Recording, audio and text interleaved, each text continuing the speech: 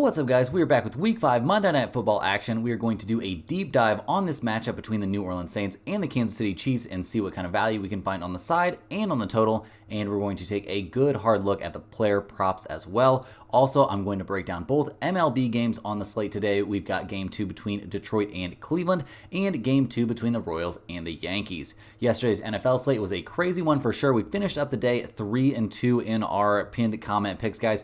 We had the Ravens minus 2.5. That was a heck of a sweat. They came through, though, barely covering that 2.5 there in overtime. We had the over in the Cleveland-Washington game as well. That was a nice hit. We also we had Washington on the premium side in that one as well, so that was a nice, easy win there. We had the Texans at +1. That was a game that should have been a very easy win, but came very, very close to being quite the upset. But hey, we'll take it. Texans at +1, good as gold. So starting the day off 3-0 was a great feeling, but closed it a little bit rough, guys. We had the Raiders at +3. They absolutely did not show up for that game, and a kind of bad beat on the end there. We had the Rams +3, and they had all the chances in the world. That game probably should have been maybe even a straight up win for them. So difficult loss there, but 3-2 on the day. We're not going to complain too much about that. If you want to win all of your Monday night bets, hit that like button. It's good luck and shows support for the channel and all the hard work we're putting in here every single day. Subscribe to the channel so you don't miss out on our daily content. You can now also sign up for a channel membership by clicking the little join button right below the video. Members get exclusive early access to all NFL and college football videos and get their names up on screen just like right now. I really appreciate the support from all of you. Seeing that little badge next to your comments absolutely warms my heart. Our videos are sponsored by StumpTheSpread.com. We have a team of experienced cappers over there for every major sport, currently covering MLB, NCAA football, UFC, and the NFL, with NHL now fully underway. This is one of the best times of the year to be in the mix with so many sports going on. Click the link in the description if you're interested in signing up, and also to join our free email list to get the occasional free or premium pick straight to your inbox. Comment below with any bets you're looking at today, and we will give you our best advice on all of them. We are committed to responding to every single comment every day, so let us know anything you want to say about my picks, these videos, or anything you see here. As always, our favorite picks will be in the pinned comment down below. Now let's get into the New Orleans Saints heading to Arrowhead to take on the Kansas City Chiefs. The Saints come into this game fresh off a couple of tough losses, guys. They lost in week 3 against the Eagles in a very close, very crazy 15-12 game, and then lost at the Atlanta Falcons last week on a really, really tough one, losing that game 26-24. So at 2-2 on the season after that incredibly hot start, gotta be a little bit disappointed, losing to such a long, crazy field goal. I guess that's the story of the season for a few teams, but man, that had to be a really, really tough feeling there for the Saints. Last week, Carr looked okay. He did get picked off once and didn't throw for a touchdown, so that wasn't his best day of the season, but he didn't look terrible out there, completing 28 of 36 passes, 239 yards, only sacked one time. Definitely not a terrible day. We saw Kamara have a very good day. He seems healthy and good to go here for this week as well. And last week he was excellent. 19 carries, 77 yards, and a touchdown on the ground. And then he also caught 7 passes for 42 yards in the passing game. So very good stuff from Kamara. Continues to be one of the most dynamic backs in the league. Overall, the Saints offense looked pretty good last week. Not a lot of complaints there. In terms of the defense, they did struggle maybe just a little bit against the run. It wasn't terrible, and going up against a Falcons team that likes to run the ball, holding them to only 88 yards rushing, not too bad. And additionally, holding Cousins to only 238 yards passing. They picked him off once, sacked him once. Not a bad day. Definitely not the defense's fault that they lost that game. Just a tough, tough loss. I mean, yeah, a costly fumble there and a costly interception by Carr, and that's kind of all it took to give the Falcons a chance to make a very long field goal to end the game, and they made it, and that's history. So what are you going to do there? The Saints come into this game a little bit banged up on the offensive line. We got Lemieux and Ruiz both confirmed out for this game, and we have the left guard, Patrick, currently listed as questionable. So yeah, if they end up missing a full 3 starters there on the offensive line, that's not going to be the best look. It's not an easy thing to overcome in a game. We'll have to be monitoring that, especially early in this game. Definitely going to be something we want to keep an eye on. On defense, the Saints, they're getting healthy. Werner's questionable for this game. Willie Gay is out. But this is a relatively deep defense, so I don't think we're super concerned about that. But obviously having your safety out for a game, not the best look. But against the Kansas City Chiefs team that's missing a lot of their best offensive weapons, maybe it's not quite the end of the world. But generally speaking, the Saints, I wouldn't say they're coming into this game at 100% right now. going on the road to take on the Chiefs can be a bit of a tough task, guys, but this is not a full-strength Chiefs team. They're still undefeated on the season, but last week against the Chargers did not look super pretty. They won that game 17-10, but man, it was a tough one. They were down early, but Mahomes came back and, pulled things out as he tends to do. It seems to be the calling card of the Chiefs. We did see Kelsey finally come alive in a game. It took him a while, but 7 receptions for 89 yards in that one. He didn't find the end zone, but still looked pretty good out there. We saw Xavier Worthy look good, and he's now going to be their feature wide receiver, guys, with Rice out with that ACL injury. So, yeah, right now it's just looking like the Mahomes.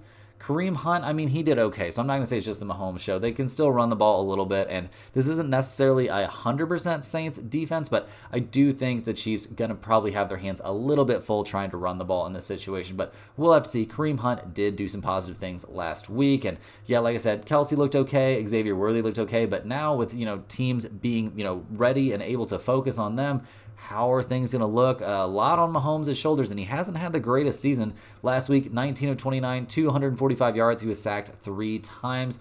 Seems like he might be getting a little bit more willing to run the ball, which is a scary thing to have him doing. If you're a Chiefs fan, it's probably not what you want to see him doing here in Week 5. Not a great spot to see your, the guy that's going to win you games scampering all over the field in danger of taking big hits. So, yeah, last week they came away with a win. The defense didn't look terrible, I suppose. They did a decent job of holding down the Chargers rushing game, but guys, it's the Chargers. They did a decent job against Herbert, but that poor guy's not even anywhere near 100%. You see him gimping around there out there on one leg with that ankle injury, kind of looking a little bit ridiculous at this point, but we'll see. I feel like he's always getting destroyed out there and always having to play through injury. Sucks they can't get him an offensive line, but what are you going to do? The Chiefs defense had 2 sacks last week. They did a pretty good job containing the Chargers overall, only allowing 10 points. Definitely not the end of the world.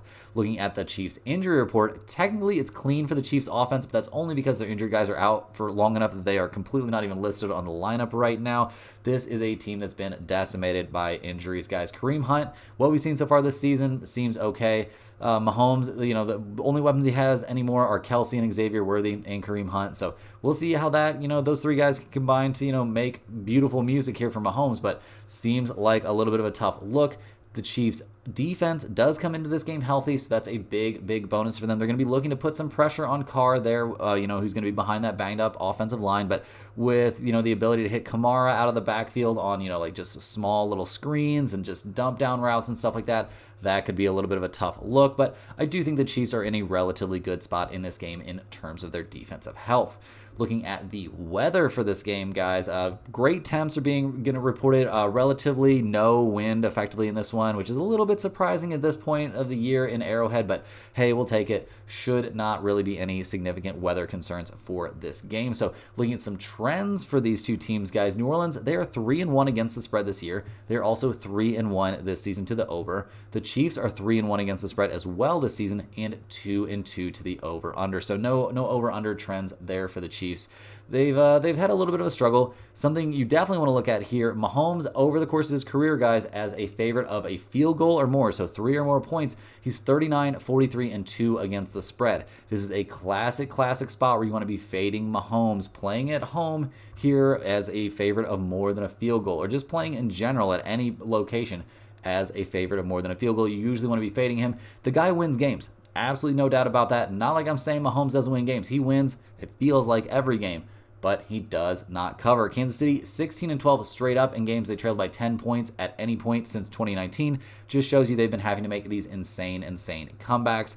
This is not a team that blows out opponents, especially not this season. Seems like there's even a chance they could be right for an upset, guys, so I will be siding with the Saints and the points in this one. Give me the Saints plus 5.5 in this game. I think it's an excellent spot, despite playing on the road, despite not being quite at full strength there on the offensive line. In terms of the over-under here, there's always a reason to lean towards the under in primetime games. I think there's some reason to look towards the over. 43, not a ton of points, but really, guys, I think the under's the play. There's not a full, complement of offensive weapons there for the Chiefs, so I think they could struggle a little bit to get the ball into the end zone, and I think the Saints might have a little bit of a hard time on offense themselves, given that their offensive line's not at full strength. So go ahead and give me the under as a small lean in this one, but my much bigger lean in this game, guys, is the Saints and those 5.5 points. In terms of some player props for this game, guys, we've got a couple interesting ones. I've got a game prop to start things off. The Saints to score on their first drive, guys. I don't necessarily love this, but it's plus 180. That seems like a crazy, crazy price for me.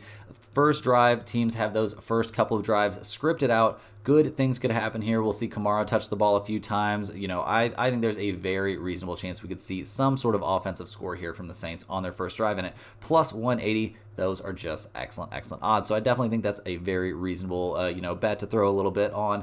I also like, in terms of player props, guys, the first one that jumped out at me was Mahomes rushing yards. If you take him to get under 19.5 rushing yards, the price on that one is minus 120. And the dude is not taking off and running. And when he is, he's not having that much success. I mean, last week, he ran 5 times for only 12 yards. That is not a lot. That's a lot of attempts. It feels like a lot of attempts. And is he really going to be wanting to run the ball a ton? I do get that it's a primetime game, so maybe he's going to be looking to show off and show out a little bit, but I think his team doesn't want him running at this point. Like, let him run wild in the playoffs, whatever. But right now is not the time for Mahomes to go nuts. So I think taking under 19.5 rushing yards at minus 120 makes a good amount of sense.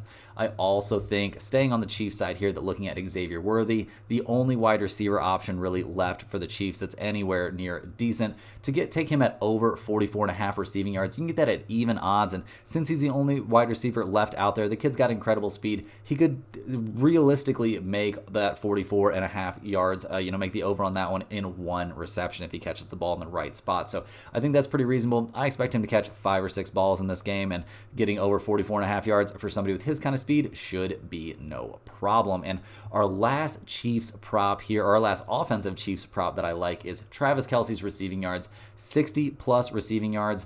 Yeah, that's at even odds. That seems extremely reasonable. Obviously, Mahomes' favorite target that is left. He had a great breakout week last week. 9 targets, 7 catches, almost 89 yards, almost 90 yards. I think getting over 60 yards, not a big deal. And at even odds, that seems extremely reasonable. I maybe would shy a bit away from taking both of those, like Kelce and Worthy, both on those, player props, but I don't think that's ridiculous either. I think you could work both of them in there. Those are really the only 2 pass catching options the Chiefs have left.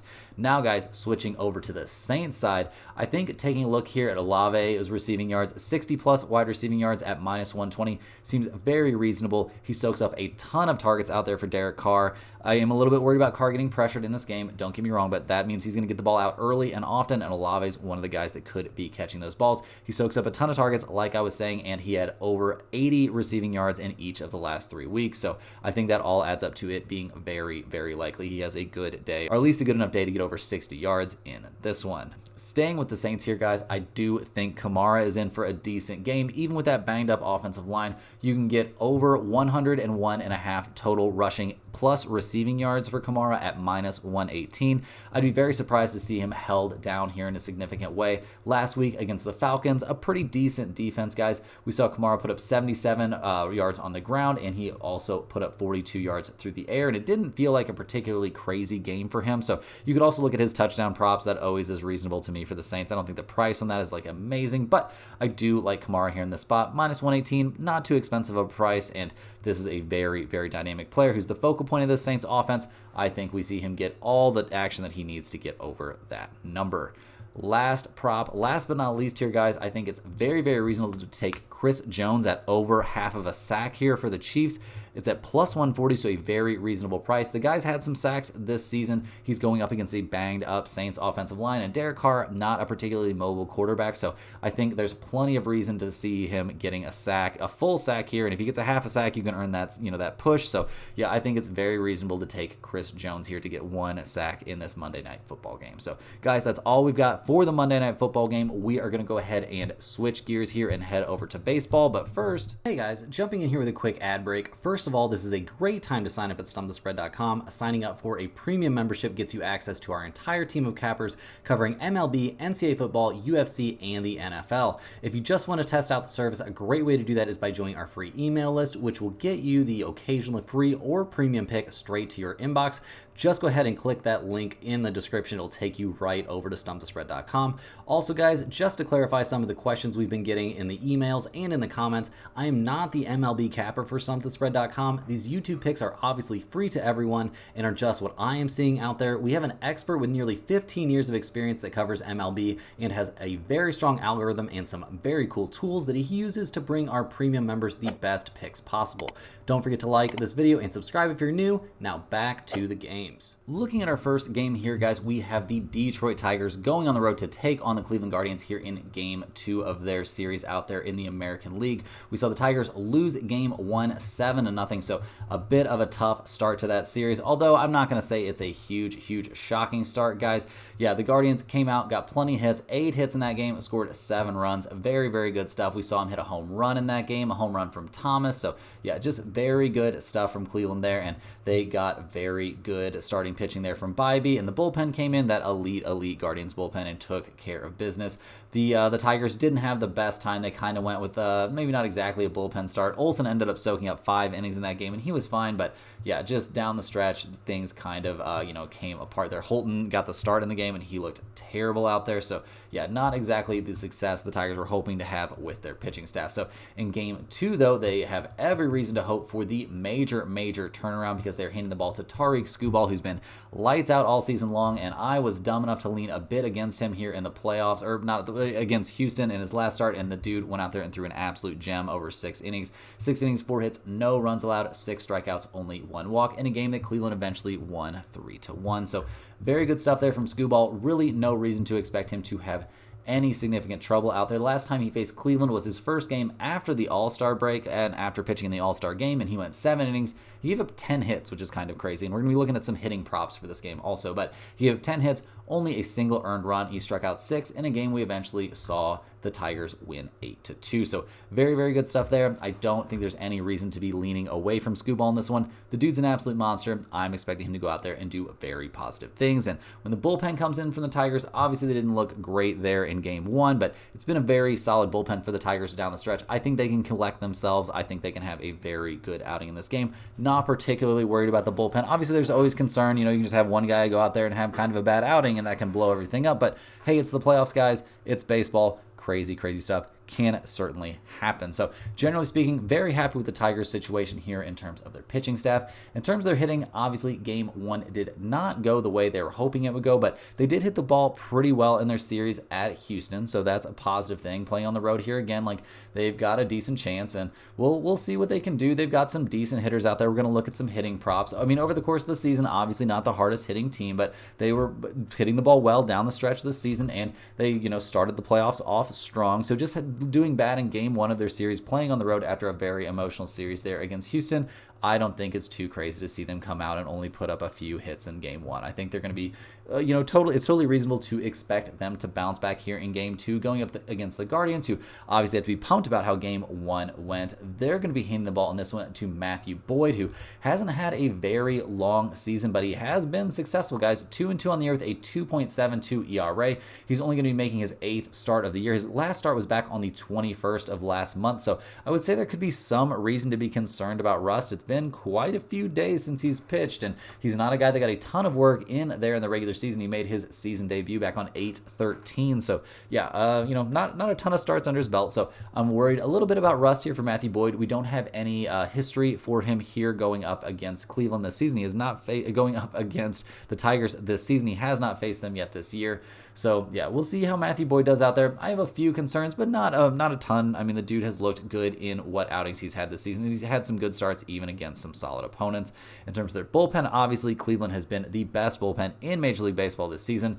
Do I expect them to have problems at some point during the postseason? Absolutely. Very seldom do you see a bullpen go the entire postseason and never have an outing where, one or two guys just don't have it that night, or just a little bit fatigued or whatever, and don't have a good night. So we'll see what they do. Obviously, it would be silly to expect bad stuff from the Cleveland bullpen. I'm just saying it's a theoretical possibility. And in terms of their offense, coming off a game where they scored 7 runs has to feel great, but that hasn't exactly been the theme for them. They didn't hit the ball insanely well down the stretch this season, and they haven't been the best offense this year. I mean, 14th in the majors in runs scored, 22nd in batting average. This was a team that early on hit the ball extremely well, with Jose Ramirez and Steven Kwan looking amazing out there, but that didn't really hold up over the course of the season. Kwan dealt with some injuries and stuff like that, and Ramirez, the dude had a great season, 118 RBIs, 39 home runs, not ragging on him. So we'll see what the offense can do in this game, but generally speaking, I'm expecting them to struggle going up against maybe the best pitcher in Major League Baseball right now, so we'll see how that goes for him. But looking at the numbers for this game, guys, we've got the Tigers at -129,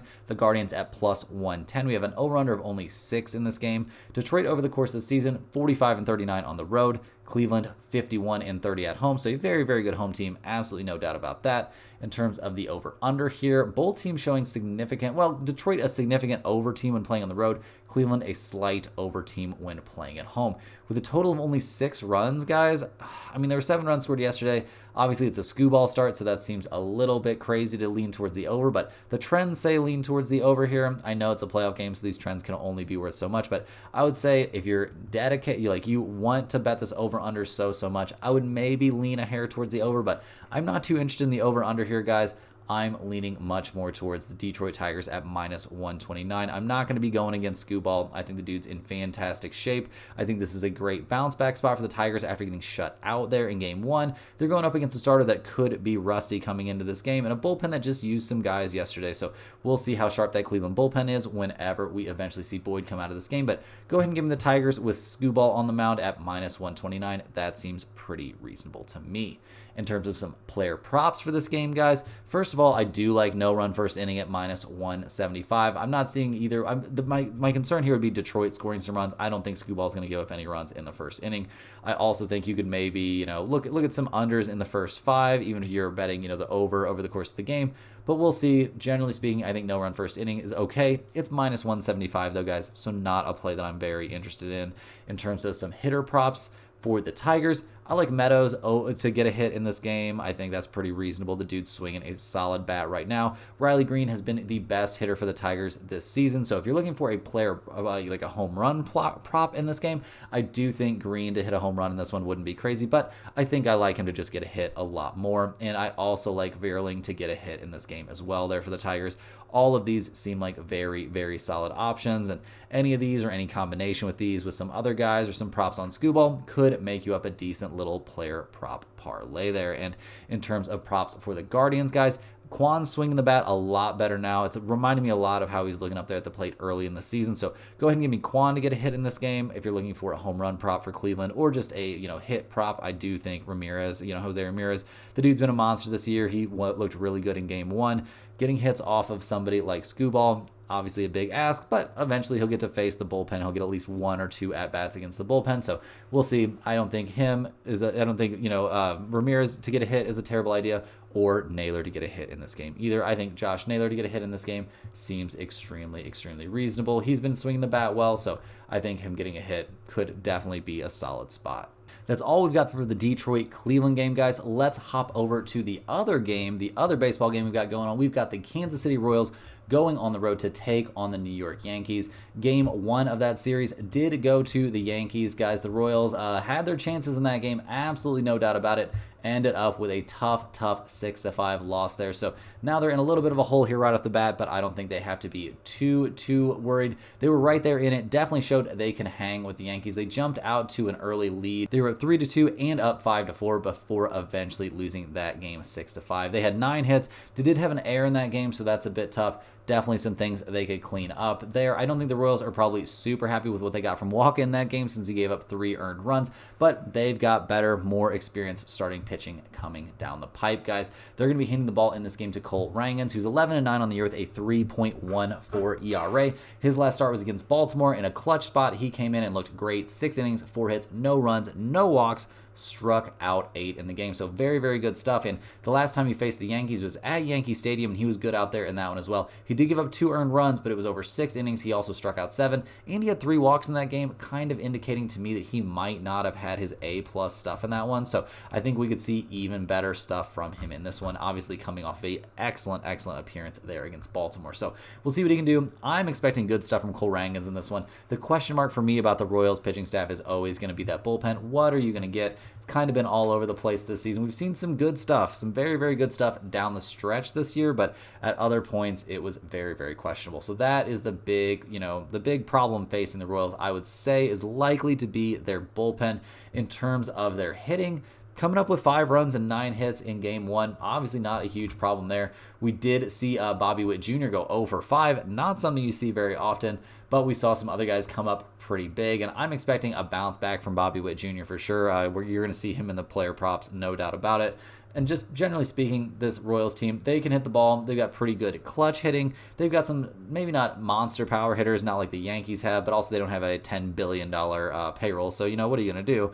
But I do think the Royals have the stuff to hang with the Yankees here in this game and to get some hits in this one. So we'll see what they can do here. Obviously, going up against the Yankees, playing on the road here, down 1-0. The Yankees have to be very happy with getting that 6-5 win, but had to feel too close for comfort. They are going to be hitting the ball to Carlos Rodon in this game. He finished up the year 16-9 overall with a 3.96 ERA, but this guy was much, much better at the beginning of the year than he was there in the middle or the end of the year. The last time he faced the Royals, he didn't have a great time. He was pitching at home, so at Yankee Stadium, like he will be in this one. He went 6 innings, gave up 5 hits and 4 runs. Only 2 that were earned, but he gave up 2 home runs in that game. He did have 9 strikeouts, so give him some credit there, no doubt about that, but just not the most convincing appearance. And generally speaking, we've seen him be pretty inconsistent down the stretch, even going up against some bad teams. Like, he had a terrible start back in August against Washington, a really bad start against Detroit, which that doesn't really count as a bad team, guys, but they're not the hardest hitting team. So we're a little bit worried about what we're going to see from him. He did have a good start against the Royals back in June, so we'll give him a little bit of credit for that, but definitely Carlos Rodon makes me a little bit more nervous here than Cole Rangans. On the other side of that coin, though, the Yankees bullpen, I have way more faith in. They have been very good, very consistent this season, definitely in the top 7 or 8 bullpens in the major leagues. And early in the year, they were looking fantastic. So there's some great arms out there. I'm not super concerned here about what we're going to see from this Yankees bullpen. That being said, in game 1, I mean, we did see the bullpen give up some hits. They didn't give up any runs. So like I said, definitely trust this Yankees bullpen more than I feel like I can trust the Royals bullpen. So we'll see how that goes in terms of the hitting. Obviously, the Yankees have a crazy lineup, no doubt about that. We saw great stuff from Soto in game 1. We saw Wells do well. We saw Torres at the top of the lineup really set the table well. And yeah, we even saw great stuff from the bottom of the lineup. So this is a Yankees team. Obviously, they can really swing it. Stanton didn't get a hit in game 1, but other than that, really not a whole lot of guys getting blanked out there. So we'll see how this goes. But obviously, the Yankees definitely have the advantage here in power hitting pretty much across the board at the plate. They're going to have some sort of advantage, and when you spend that kind of money on a roster, you are going to have some pretty big advantages. So we'll see what they can do out there at the plate, guys. And looking at the numbers for this game, we've got the Royals at plus 130. We've got the Yankees at minus 148. We've got an over-under of 7.5 out there. The Royals, not an amazing road team, but they finished things up above 500 on the road. The Yankees, not that crazy of a home team given their record at the end of the year. They were 45-37 when playing at Yankee Stadium. In terms of the over-under here, we've got some mixed trends. The Royals were a significant under team when playing on the road. The Yankees were a significant over team at home, so no real trends to go with there. In terms of the over-under in this game, guys, I tend to look a bit towards the under 7.5. I'm liking at least what I'm seeing from the Royals starter, and I don't think the Yankees will leave Rodon out there to get absolutely shelled, so I think we're likely to see a low-scoring game in this one. Is that under 7.5 going in the pinned comment? Probably not, but I wouldn't argue with anybody that wanted to bet that. But in terms of the side in this game, guys, I think there's a significant reason here to side with the Kansas City Royals. I do not trust Rodon in this game. We're not getting a very good price on the Yankees at minus 148. We're getting a much better price here on the Royals. I like what I'm seeing from Rangans. I think there's a great chance he can come in and put his team in a fantastic spot to win this game. So yeah, guys, go ahead and give me the Royals here at plus 130. That's going to be my favorite lean on this game. So that's really what I'm looking at. Think the Royals are in good shape to win this one, guys. Let's go ahead and hop over. Take a look at some player props here. In terms of a game prop, I do think no run first inning extremely live in this game. I'm more worried about the Yankees giving up some runs. Much more worried about Rodon giving up some runs, possibly even giving up a home run to somebody like Bobby Witt Jr. Could be something of a concern there to ruin our no-run first inning. At minus 130, it's not a terrible not a terrible no-run first inning spot, so I could definitely get behind it. But, those no-run first innings, probably not my favorite bets. In terms of some actual player props here, I think Massey for the Royals to get a hit in this game, definitely extremely reasonable. We saw him at the top of the lineup put up 2 hits in game 1, and I think he's facing a worse starter here in game 2, so more success for him would certainly make sense for me. Bobby Witt Jr. also, I think it's a huge bounce back spot for him after going 0 for 5 last in game 1. I think we easily see him have a bounce back. And if you're looking for a home run prop here for the Kansas City Royals, I think Bobby Witt Jr. to get a hold of one and take it out of the park, makes a ton of sense. So those make a lot of sense to me. I mean, Melendez also to get over a half of a hit. I like that as well. He'll be in the bottom half of the order, no doubt about that, but no problem there. That'll just increase his odds a little bit, and he had 2 hits there in game 1. And like I said, facing a worse starter in this game, I think he's in good shape to put up at least 1 hit here in game 2. Switching sides now, looking at the Yankees. Soto, guys, he's absolutely on fire. 3 hits in game 1. I think it's very unlikely he goes hitless here in game 2, so we'll see what happens, but expecting good things from him in terms of, like a home run prop. I don't hate Soto. I don't hate a lot of the Yankees here, but I think Stanton to possibly hit a home run or at least get a hit in this game seems reasonable. It's a bounce back spot for him. He went 0 for 4 in game 1 with 1 walk, so he's going to be pretty fired up, ready to get some hits in this game, and I think there's a good chance that he gets a hold of one, could take one out, no problem. And they're in Yankee Stadium, a good place for home run hitting. Last but not least here, guys, I think Torres to get a hit as well. They're at the top of the lineup. He looked really good in game 1. Also, I don't think we're going to see a massive fall off from him, so go ahead and give me Torres to get a hit here as well. Unfortunately, guys, that's all the games we have for today. Hit that like button for good luck on all of your bets and subscribe to the channel if you're new. Let me know in the comments any questions you have on today's slate. Thanks for watching. You can click the link in the description to check out stumpthespread.com, and we'll see you guys tomorrow for more sports betting action.